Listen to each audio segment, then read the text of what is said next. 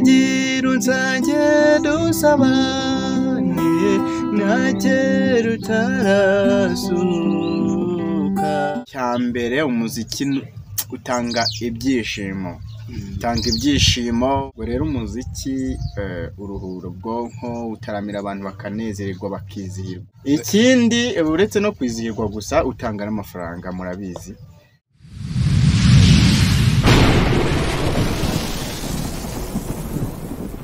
Yes turabakunda ni bisanzwe rero kuri muze yakurinze Empire bivuga ngo uyu munsi rero nani cya kiganiro cyacu nakagaruka nkuko twababwiye n'urukiko. Narababwiye ni burya tucurubanza mbere yuko igihe kizagera Imana ikaducira urubanza tuturanza mbese reka tubyite ku karago aho twihanira, aho dusubiramo ibyacu twabisubiramo. Rero niyo mpamvu twatise urukiko ni bisanzwe mubimenyereye. Uyu munsi rero ntabwo tugiye kuburana, ahubwo twatumiye umuvandimwe wacu nkuko mwabibonye mu gihe cyashize. Twamugaruye hari akantu yigeze kugenda asa naho twibyeho gakeya, atubwiye ko na gakondo agerageza. Uyu munsi rero turamufite, turagira ngo tumubaze, ese iyo gakondo atubwiye waje udupfunyikiye noneho cyangwa ntabwo mfite mu gaseke harimo akantu kuri gakondo. Ntabwo ari gospel gusa nkora kuri gakondo, mbafitiye agaseke. Sawa rero nkuko bisanzwe ntabwo burya umuntu apfa kwicara ngo ananiwe kongera kwiga, kuko hari abantu baba bageze kuri YouTube channel yacu uyu munsi. Yego, wabibwira amazina ukababwira se umusore n'umugabo, ibintu nk'ibyo bakakumenya byimazeyo. Ariko bibe nabaye byiza watubwira avuka cyangwa haracyari banga aho ngaho se. Oya, nta kibazo kubivuga, nta n'isoni biteye. Nitwa David Nduwayezu. Abakurikiye ikiganiro cyabanje bo barabizi. Nkaba ndi umuririmbyi ukunda kuririmba injyana ya R&B, ariko nkaba na gakondo ndayigerageza cyane, ariko gospel. Bivuze ngo rero ndi umunyamuziki, ndi umusore, aho iwacu ni Rubavu. Ndabashimiye. Muri make ni ku mazi i Rubavu, ku kiyaga hahandi baruba ifi bagahita bayotsa. Aho ngaho uba wahageze. Niba ukeneye ko uturutse kure nkamwe mwaturutse i Kigali, ushobora kuba wenda weho waravukiye muri Rubavu, bikaba ngombwa ko nyine wigira i Kigali, ariko na komande ziratangwa byoroshye cyane. Rubavu ni agace keza kuko nta hantu ugera ukajya ku mashuza. Yego, urabona hari kwa West ibintu bari sawa. Ndumva nawe ukunda kuhatemberera cyane rwose cyane. Gusa tudatinze rero ndagira ngo tutarajya kure ubanze uducurangira agace gato ka gakondo utwinjize mu njyana. Abantu barabikunda. Karibu ibindi tuzibuze kubikora nyuma. Ni agace gatoya. Nishaka kuyiririmba yose.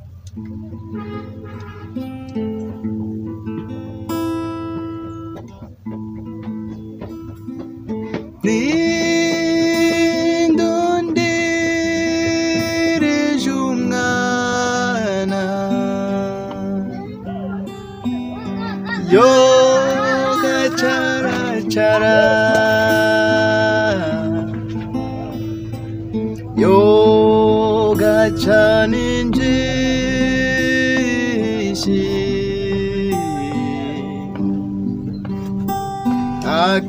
akenyegeza ibisabo wirira wihogora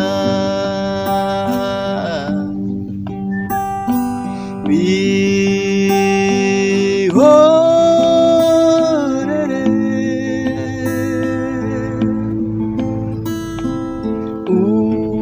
urumutesi murekatete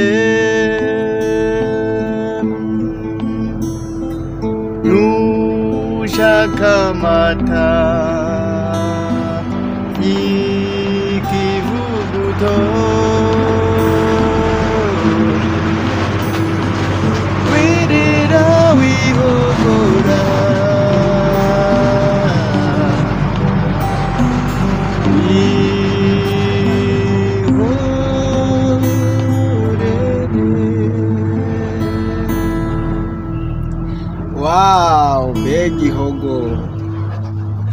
ariko mu by'ukuri ndagira ngo tuganireho gakeya.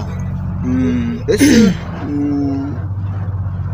uyu muziki ko twumvise abantu benshi batandukanye bagenda bakajya kuzamura aho bita ku Nyundo, aho bahimuriye iriya mu majyepfo ni Muhanga. Wowe ntabwo icyo gitekerezo wakigize ku buryo waba waragiyeyo, cyangwa se waba waragiyeyo, cyangwa se wigiye umuziki wawe, wadusangiza wenda ku kantu niba atari ibanga? Umuziki wanjye ku Nyundo urumva ni igicumbi cy'umuziki. Ku Nyundo batarajya i Muhanga, bakiri hano hari ku Nyundo nyine ahangaha i Gisenyi. Yego. Nagerageje kujyayo, nahuye n'abantu batandukanye bakora umuziki, mbona ni ibintu byiza, nanjye narabikurikiranye nubwo ntavuze ngo mbifokasinge cyane, ariko ku Nyundo nizemo igihe gitoya, ariko nizemo umuziki. Ndashaka rero kuzagura umuziki wanjye ukagera kure ku rwego nifuza, ibyasigaye ntamenye nabyo nkabyongeraho, ubundi umuziki ukarushaho gutera imbere. Niki cyiza wenda mu muziki ubonamo ku buryo wagishishikariza abandi bantu b'urubyiruko se bakiri bato nkawe? Yego, mu muziki ndatekereza muri sosiyete zose cyangwa se ibice tubarizwamo bitandukanye, umuntu wese akunda umuziki, ahubwo dukunda umuziki mu buryo butandukanye. Ikintu nashishikariza urubyiruko rero, cyangwa se nabwira urubyiruko nk'umusaruro mbona, icya mbere umuziki utanga ibyishimo. Iyo mbabaye nkaba mfite gitari, amahoro numva yongeye kugaruka. Niyo nahuye n'umuntu mbabaza. Ikindi, gucuranga nta muntu utumva biryoshye. Ndatekereza njya mbona abantu benshi bakunda kunyandikira ngo barashaka kuzigana nanjye gucuranga, ariko navuga ko ari nk'ikimenyetso kigaragaza urukundo umuziki ukundwamo. Ubwo rero umuziki uruhura ubwonko, utaramira abantu bakanezererwa bakizihirwa, ndatekereza. Ikindi, uretse no kwizihirwa gusa, utanga n'amafaranga, murabizi. Utanga amafaranga. Nk'ubu iyo bantumiye mu bukwe, ntago ngenda kubera ko nzi umuziki, ngenda kubera ko harimo amafaranga, nanjye nkabaha ibyishimo bakampa amafaranga. Nicyo mbona mu muziki cya mbere n'ibyishimo, icya kabiri amafaranga. Gusa icyo kintu nari ngiye kukikubazaho, ariko ugikomojeho, kuko ubushize wari tubwiye ko hari ukuntu bagutumira ahantu kuri amafaranga. Ese ubona biri ku rwego rungana iki, ku buryo uteganya kumva ko ese ari byo bigusaba kuba byarushaho, urumva byaba birushijeho ari byo byiza, cyangwa se uko uburyo ukoramo buraguhagije ku buryo utumva ko wakwagura ibikorwa byawe kugira ngo bigire ikindi kintu byongera ku musaruro?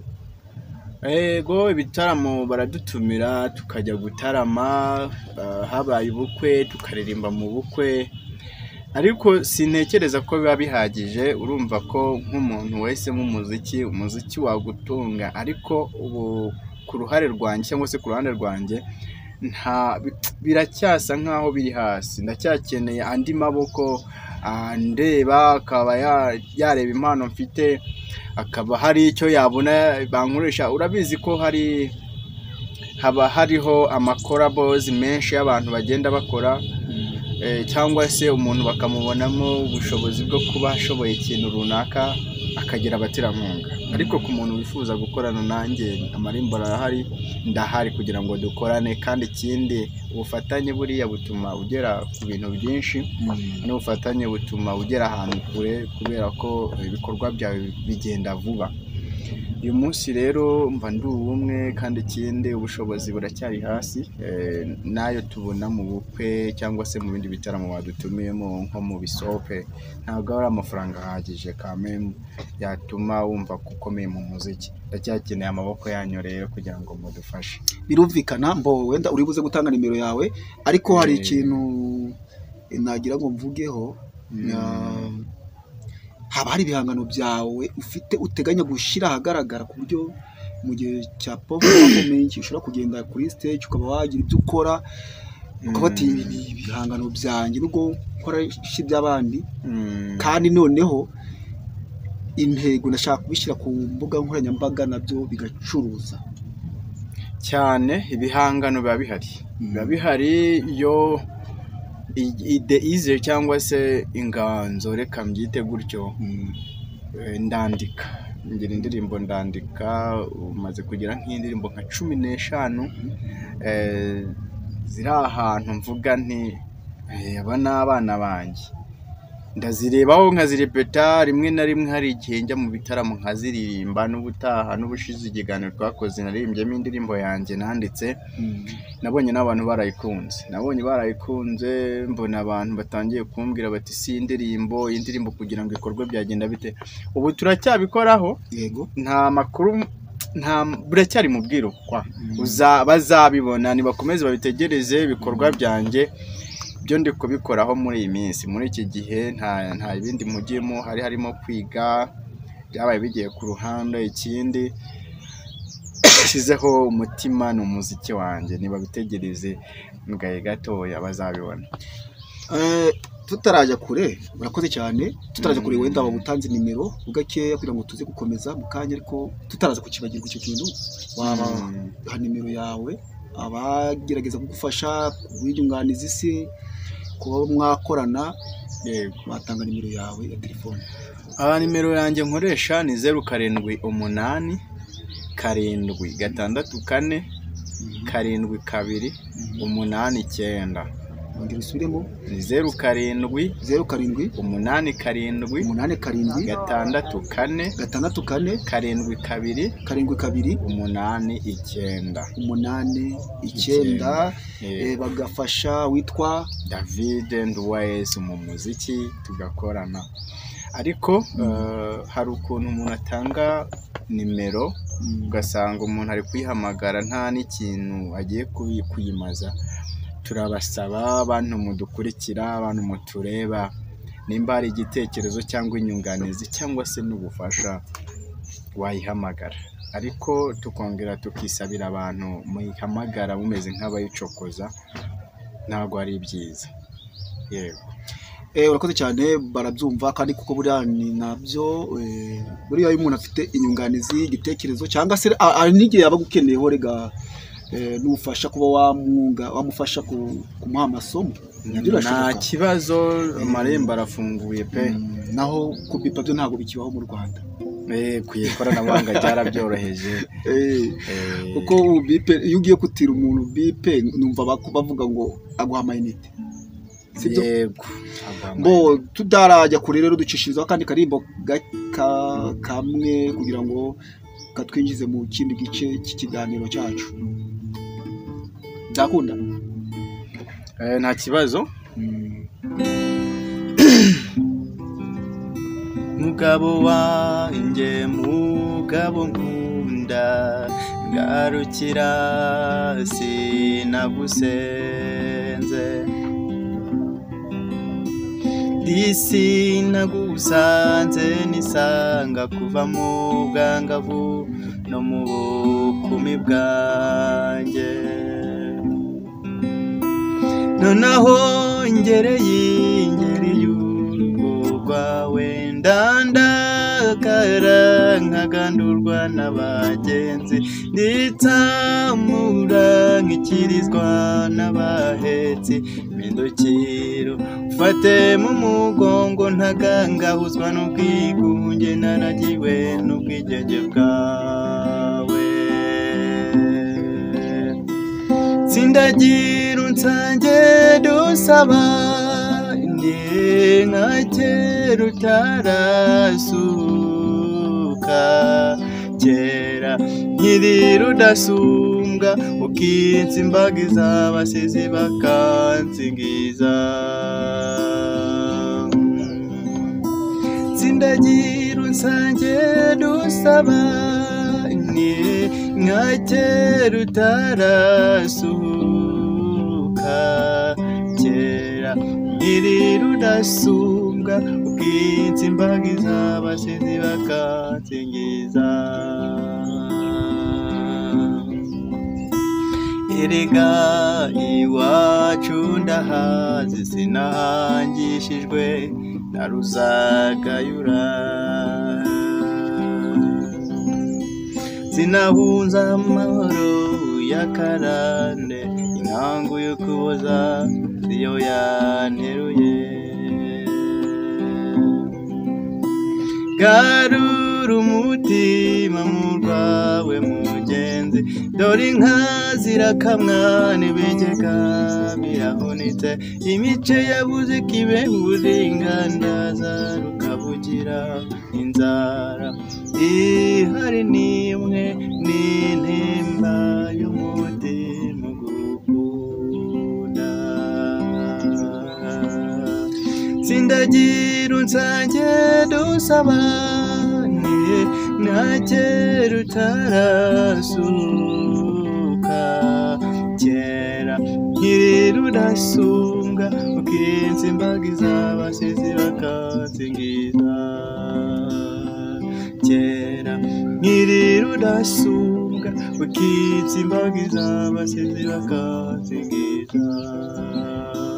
Sindagira unsange dusabanye, nkakera utarasuka,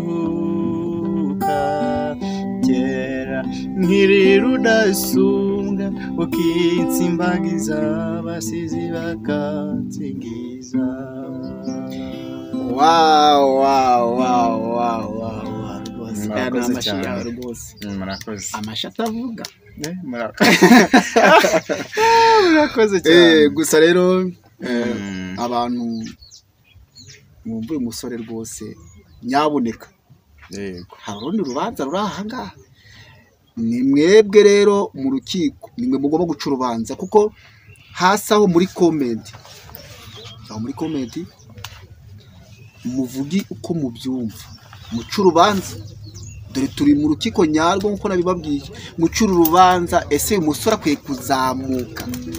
Abo twakurikiye ikiganiro cy'ubushize mwarabyumvise uburyo yabanye n'abari abahanzi b'ibyamamare ba Kento, abo ngabo nyine, hari n'abandi benshi. Ni umwana wakoze ibitaramo bitandukanye, ariko aho ari ntabwo akeneye kuharenga akagira ahandi hantu agera. Rero mutange ibitekerezo, mutange inyunganizi, mutubwire muti se uyu muntu akwiye gucirirwa uruhe rubanza? Akwiye kuzamuka cyangwa akwiye kugumya gusigingira hasi? Rero abenshi mutange inama, bivuge icyo akwiriye mu cyandike muri komenti.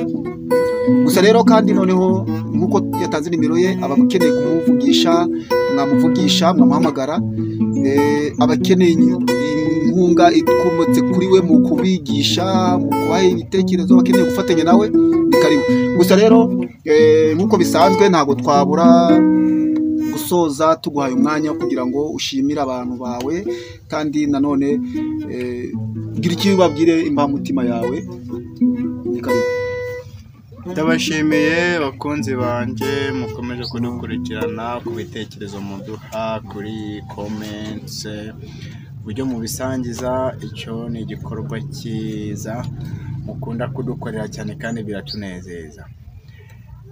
Yego, ugeze kuri channel uyirebye ubwa mbere, kurikirana ibiganiro byabaye kuri iyi channel, ubundi urebe ibyiza. Ikindi wandike igitekerezo cyawe cyubona